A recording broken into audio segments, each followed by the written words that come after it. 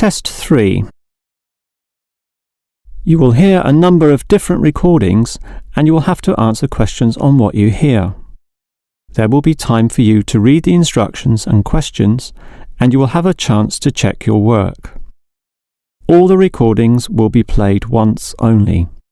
The test is in 4 sections. At the end of the test, you will be given 10 minutes to transfer your answers to an answer sheet. Now return to Section 1. Section 1. You will hear a survey company representative ringing a person to obtain some information. First, you have some time to look at questions 1 to 5.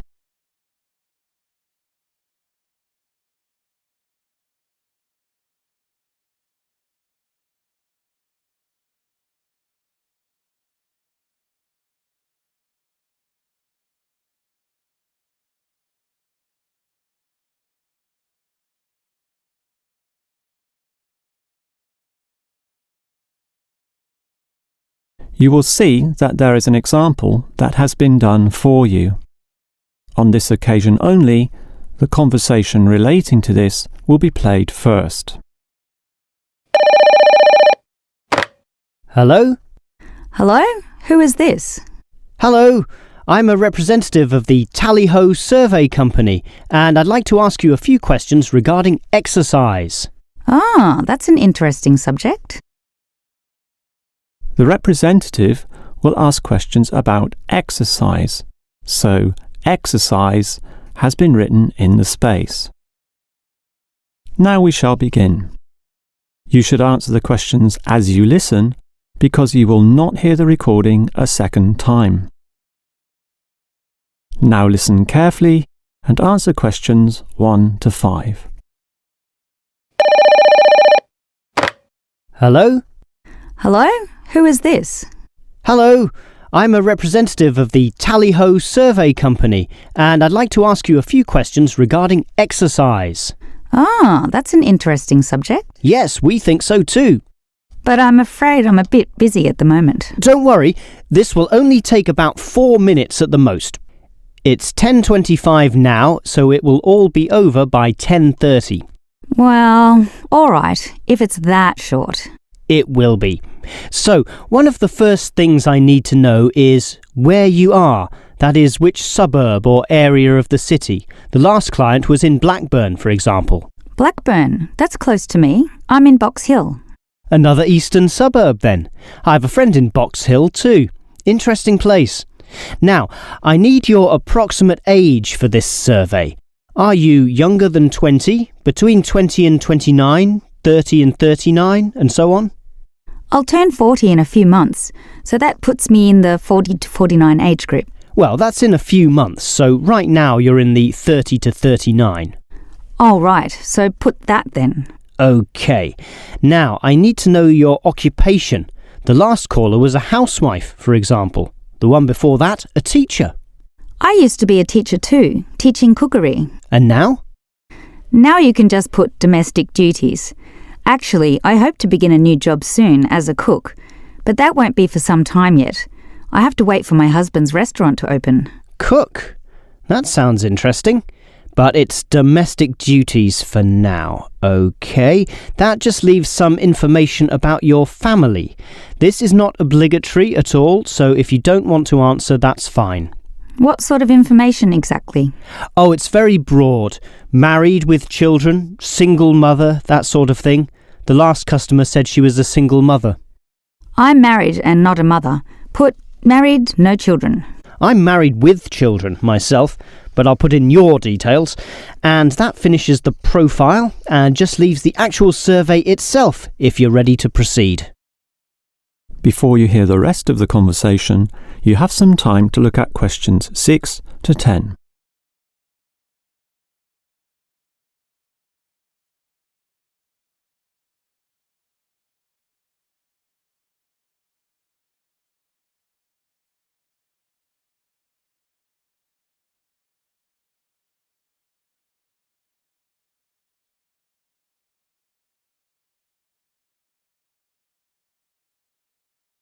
Now listen and answer questions 6 to 10. All right, let's begin the survey now about your exercise habits. I'm afraid I don't exercise much at all. Well, the main question is in what form you take your exercise, however little that may be. For example, in just cleaning. Do you clean the house? My husband does the cleaning actually, but I walk to the supermarket and shops very often, up to 4 times a week. I'll put that then, unless there's something else. Nothing else really, but I diet. I'm very strict about what I eat.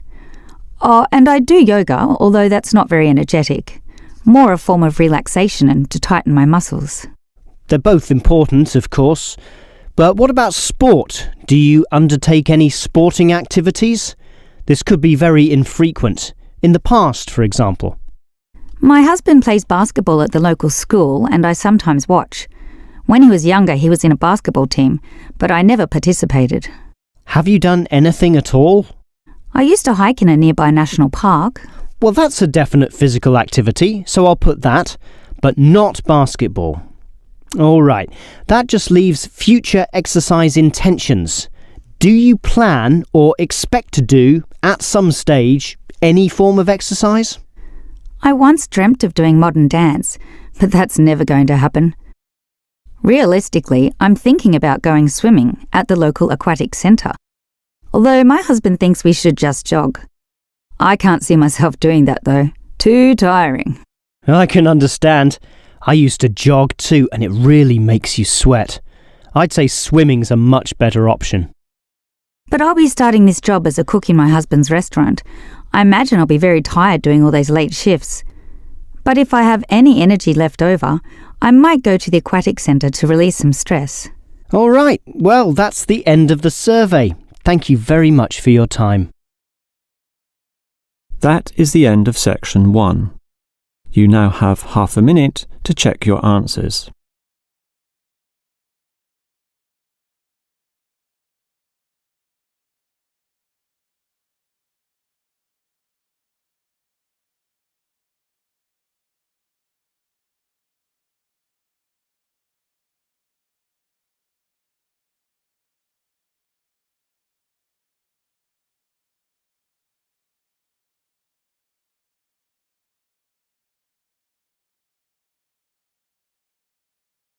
Now turn to section 2.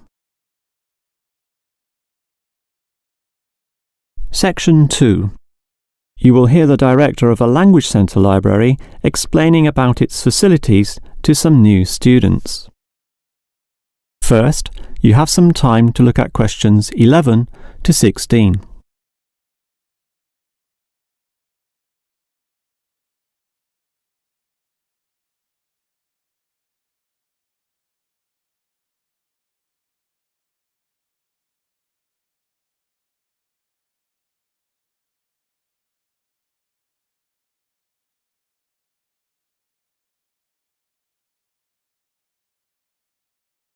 Now listen carefully and answer questions 11 to 16. Welcome to the library, or the ILC, which means Independent Learning Centre, and let me explain about some of its facilities. We're standing here at the entry gates next to the borrowing desk. That's where you check out any books, but you are also advised to study in the library here, since most of our material cannot be borrowed. Thus, we have seating along the middle of the library, and in that far corner in front of us on the left, we have the quiet reading section for some serious reading activity. We used to have the computers there, but then realised that that corner was very quiet and thus better suited for the purpose it now has. The computers were instead shifted to a more central location, right beside us here on the left. Again, somewhat confusingly, this area once housed the newspaper and magazine section, but the people in the quiet reading area had to walk too far to collect this literature, so it was moved to right beside them in the adjacent corner. So, feel free to read the newspapers there, but the reference books, those huge weighty dictionaries, atlases and encyclopedias, were all situated at the opposite end of the building, against the wall. This was because they weren't generally that popular, and we wanted more space for the magazine racks, always a favourite with readers. Okay, as well as reading, you need to work on your listening skills, and for that you need the audio section. Again, such an activity needs a quiet area, so we put this in the last remaining corner up there on your right, as you can see. There are CD players and headphones, so just borrow the listening packs, sit down there and listen away. Right, that just leaves the main library. In other libraries, that's often right beside the newspaper and magazine section, allowing freedom to choose from all genres of literature, but here we've got them further apart. For the main library, just follow your nose past the central seating there, and it's there among all that shelving, upon which you'll find an abundance of interesting books and listening packs to use. Before you hear the rest of the talk, you have some time to look at questions 17 to 20.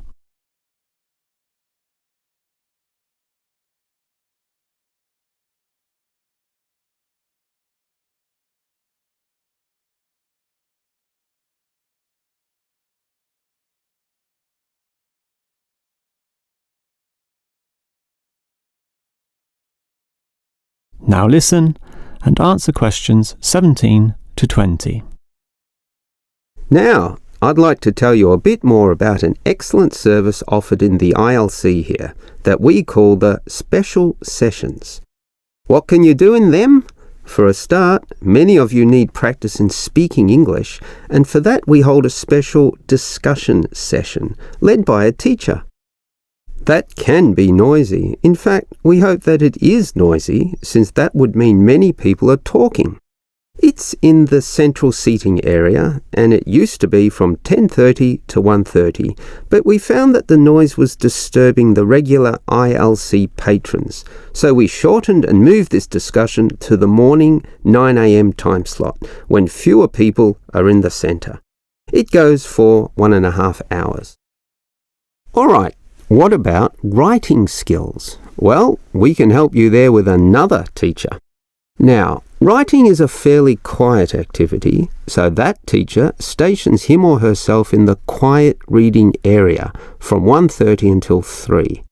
The 10:30 to midday time slot cannot have a teacher for such writing skills, as they are all teaching in the morning. For this reason, of course, there cannot be an on-call teacher in the morning either. Although many people would like one, particularly the 10:30 to noon crowd, having just finished their early morning class. These students all have to wait until midday onwards, when, for 3 hours, a teacher will be stationed in the audio section, ready to deal with all those questions. Until recently, we had another teacher doing the 3 p.m. to 6 p.m. time slot in the central seating, but all the noise interfered with the late users of the ILC, so we had to cancel that.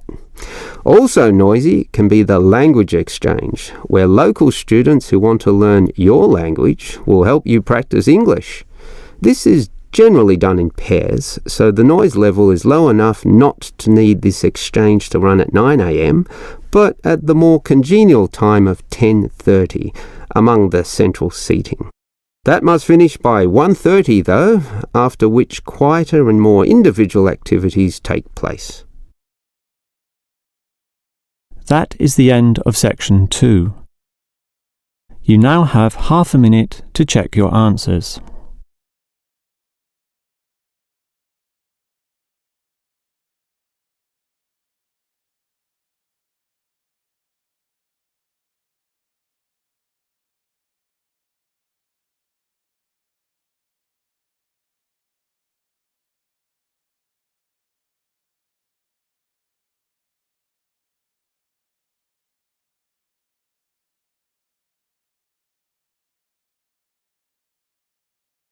Now turn to section 3. Section 3. You will hear two students, Dylan and Emily, discussing the techniques they use when listening to lectures. First, you have some time to look at questions 21 to 24.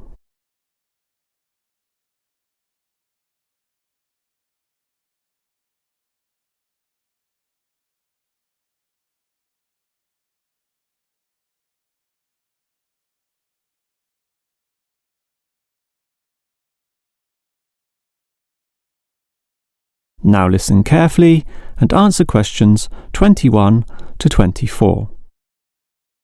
Hi, Emily. What did you think of that lecture? A bit hard to follow, but I have some good lecture listening note-taking strategies which really help, so I can review the lecturer's message later. Lecture listening note-taking strategies? Review it later? That sounds interesting. I must admit, I struggle a bit to take down the gist of what I hear. Look at my notes. Well, I can see a basic problem immediately. You're writing full words, such as century, when all you need is a C. And don't write increase, just draw an up arrow. And why write thousand when a TH will do? I see. Just use symbols. That's not a bad idea at all. It's the most basic strategy, allowing you to record information at a faster pace. These lecturers can talk faster than others too, so you don't want to waste any time. But you need to be very familiar with your set of symbols. Why? Because you'll have to look at these notes days, weeks, or even months afterwards when you begin writing your essay. So you'll need to be able to interpret them at a later stage. I think I can do this, even by looking at your notes. Imed must mean immediately. But regarding the lecture as a whole, I knew the professor would be giving a set of specific recommendations and comparing two alternative approaches, so I formatted my page in advance, adding the features consistent with the nature of what I was going to hear. I think I need an example of what you mean. Well, look at my page. Before the lecture, I drew large headings saying recommendations. You should always draw these, and I drew a table saying approach 1 and approach 2. At the end, I drew a flowchart, as obviously the final recommendation would be a step-by-step approach. Then I was prepared in advance to simply fill in the spaces. Wow! Now that's clever. Before you hear the rest of the talk, you have some time to look at questions 25 to 30.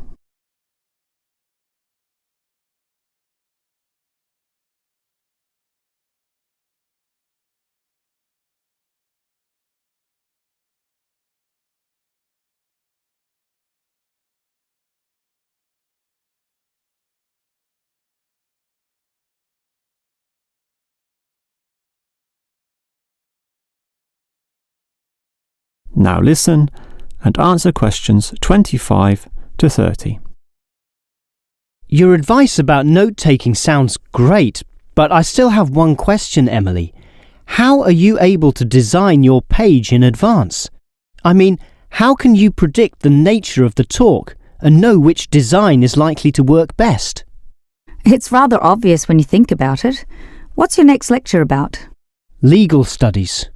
Well, that suggests to me that you'll need a flowchart, since the judicial system has a very logical, do this first, do that second approach, which must be followed in that order. You know, all the processes that happen in the courtroom and the procedures that must take place to ensure complete legality. Sure, that's the way law is, very linear and orderly. But what about culture studies? That's just a mass of comparisons of different cultures. Which tells you that you'll need a table where, in tabular form, you can efficiently write down information. But often the lecture's not that simple. The professor throws in a really complex mix of ideas. Then use a spider graph, like the web a spider makes, where there's a central idea around which you attach all the associated thoughts and ideas and impressions. I see. I think I understand. And that would be very quick too, very efficient. I like that. But what about management theory? How would you approach that? The same as with culture studies. I'd use a network, which is basically the same as a spider graph, linking thoughts, although this time there are directions involved. It is this element that makes it different, the fact that the thoughts go one way and not the other. Okay, has directions. It sounds logical. And what about the other subjects, such as political science? There's no predictable order to that. Well, for that I'd just put my notes in a line, that is, in linear or straight line fashion, and these notes would use symbols, of course, to save time. Okay, that just leaves mass media. For that, I wouldn't have any special design at all.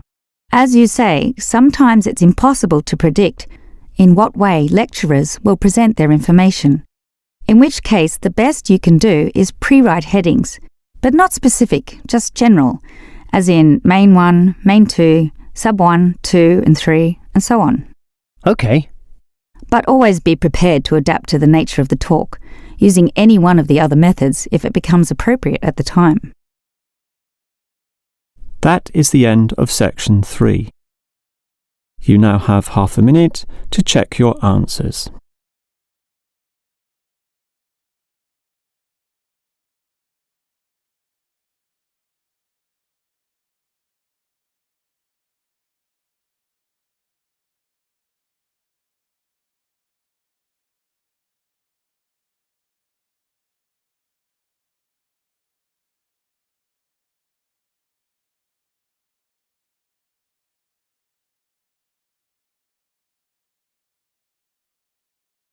Now turn to section 4. Section 4. You will hear a lecturer talking about an unusual atomic particle called a neutrino. First, you have some time to look at questions 31 to 35.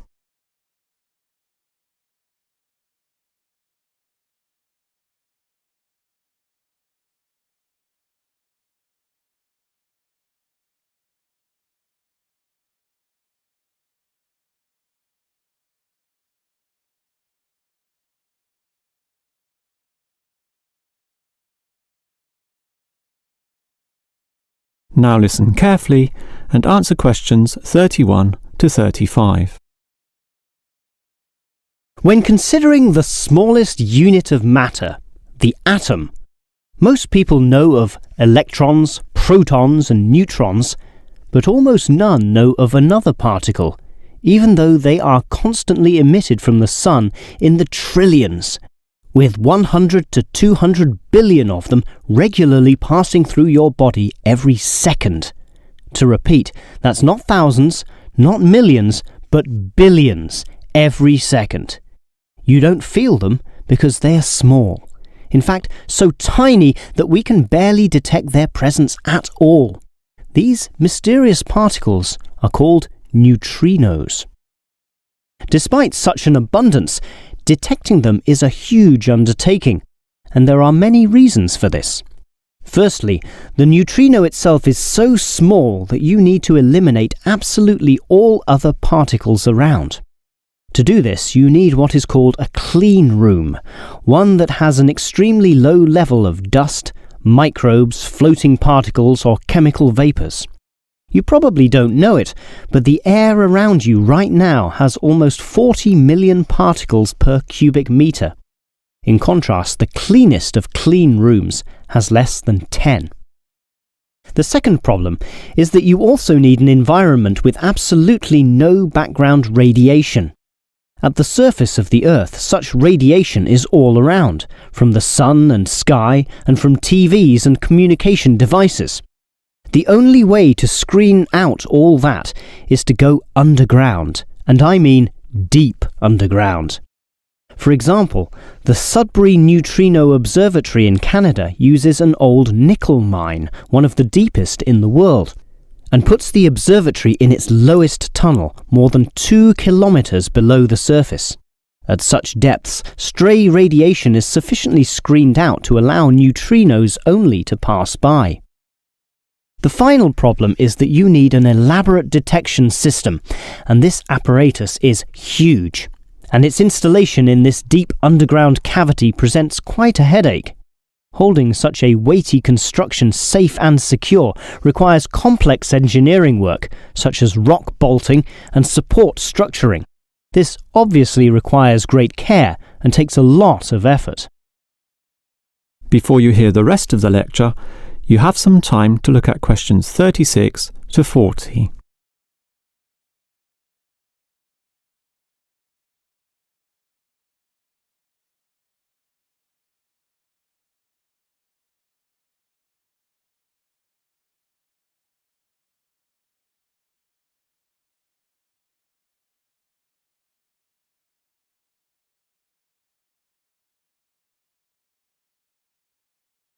Now listen and answer questions 36 to 40.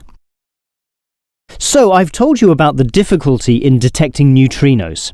They are tiny, virtually weightless, have no electric charge, and hardly interact with anything at all. Yet we can detect them, and to see how, let's consider the Sudbury installation once again. The detector there consists of a spherical container filled with heavy water. This rests inside another vessel filled with normal water, which helps support the weight of the inner sphere, as well as providing further shielding from any stray radiation. At the edge of this inner sphere are about 10,000 electronic detectors. These are extremely sensitive, able to multiply 100 million times any electric current which occurs. So, as the neutrinos pass through this sphere of water, there is a very, very, very small chance that one of them may hit a water molecule. To increase the likelihood of this, two strategies are used. 1. The larger the sphere of water, the better, and the Sudbury tank holds not 10 tons, not 100 tons, but 1,000 tons. 2. The water is special, consisting as it does of heavier molecules. So what happens is this. If the neutrino hits the water molecule, the neutrino is absorbed, but the molecule itself splits apart, producing a tiny electric current.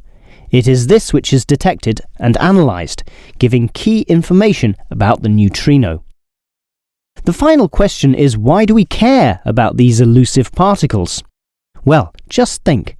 They can pass right through the core of our sun at the speed of light without being affected or losing strength. No other form of radiation can do that, meaning that the knowledge we get about neutrinos can help us to control them. With this ability, we can probe the centre of our Earth, the inner layers of our sun, and the outer limits of our solar system. And that makes it all worth the effort.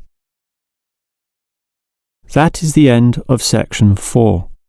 You now have half a minute to check your answers.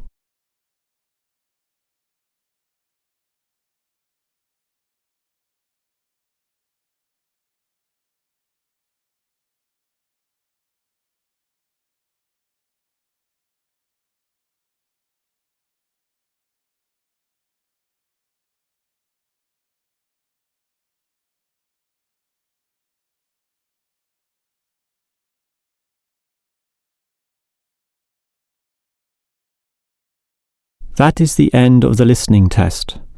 In the real IELTS test, you would now have 10 minutes to transfer your answers to the answer sheet.